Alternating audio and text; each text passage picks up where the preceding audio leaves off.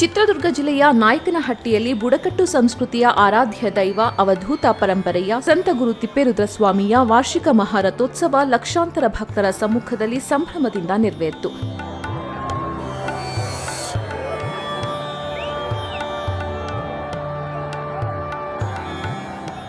ಕಾಯಕವೇ ಕೈಲಾಸ ಎನ್ನುವ ತತ್ವವನ್ನು ಸಾರಿದ ಕಾಯಕ ಯೋಗಿ ತಿಪ್ಪೇರುದ್ರಸ್ವಾಮಿಯ ಜಾತ್ರೆಯಲ್ಲಿ 7 ಬಣ್ಣದ ಬಾವುಟಗಳಿಂದ ಅಲಂಕರಿಸಲಾದ 5 ಚಕ್ರಗಳ ಮಹಾರಥದಲ್ಲಿ ಮಧ್ಯಾಹ್ನ 3 ಗಂಟೆಗೆ ಉತ್ಸವ ಮೂರ್ತಿಯನ್ನು ಪ್ರತಿಷ್ಠಾಪಿಸಿ ರಥೋತ್ಸವಕ್ಕೆ ಚಾಲನೆ ನೀಡಲಾಯಿತು. ಸುಮಾರು 40 ಮೀಟರ್ ಉದ್ದದ ಹಗ್ಗಗಳನ್ನು ಹಿಡಿದು ಭಕ್ತರು ರಥವನ್ನು ಎಳೆದು ಪಾದಗಟ್ಟೆವರೆಗೆ ಸಾಗಿದರು.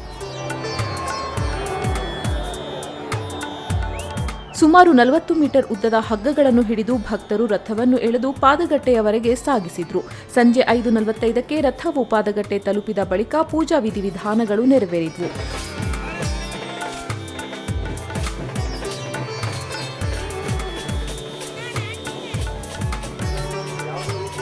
ಜಾತ್ರೆಯಲ್ಲಿ ಡೊಳ್ಳು, ಕಂಸಾಳೆ, ವೀರಗಾಸೆ, ತಮಟೆ, ಉರುಮೆ, ಚೌಡಿಕೆ, ಗೊರವರು, ಕರಡೆವಾದ್ಯ, ನಂದಿಧ್ವಜ ಮತ್ತು ನಂದಿಕೋಲು ಕುಣಿತಗಳು ಸೇರಿದಂತೆ ವಿವಿಧ ಜನಪದ ಕಲಾ ತಂಡಗಳು ಕಲಾ ಮೆರುಗು ತಂದವು.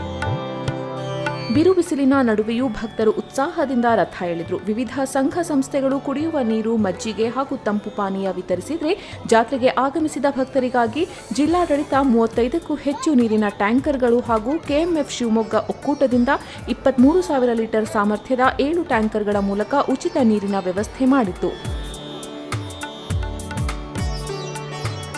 ದೇವಾಲಯಕ್ಕೆ ಬರುವ ಭಕ್ತರು ಕೊಬ್ಬರಿ ಸುಡುವ ಸಂಪ್ರದಾಯ ಪಾಲಿಸಿದ್ದು ಭದ್ರತೆಗೆ ಕಬ್ಬಿಣದ ಬ್ಯಾರಿಕೇಡ್ ವ್ಯವಸ್ಥೆ ಮಾಡಲಾಗಿತ್ತು.